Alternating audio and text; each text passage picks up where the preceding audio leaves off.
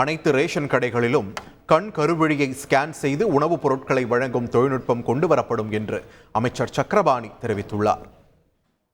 இன்னைக்கு ஒரு 14 லட்சம் பேருக்கு ரேஷன் கார்டு கொடுத்துட்டோம். அதே மாதிரி ஒரு 3 லட்சம் பேர் ரேஷன் கார்டு வேணும்னு சொல்லி விண்ணப்பம் செய்திருக்காங்க. அதுக்கெல்லாம் இப்போ வெரிஃபிகேஷன் பண்ணிக்கிட்டு இருக்கிறோம். விரைவிலே தகுதியான நபர்களுக்கு அந்த குடும்ப அட்டை ரேஷன் கார்டு வழங்கப்படும் என்பதை இந்த நேரத்தில் தெரிவிச்சுக்கிறேன். வயதானவங்க ரேஷன் கடைக்கு போனால் அந்த கைரேகை பதியறதில்லை, பொருள் பெறாமல் திரும்பி போக வேண்டிய சூழ்நிலை.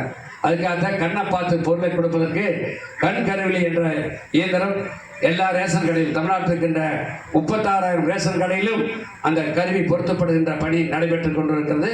இப்போது ஒரு 10,000 கடையில் அந்த கண் கருவிழி பொருத்தப்பட்டு விட்டது.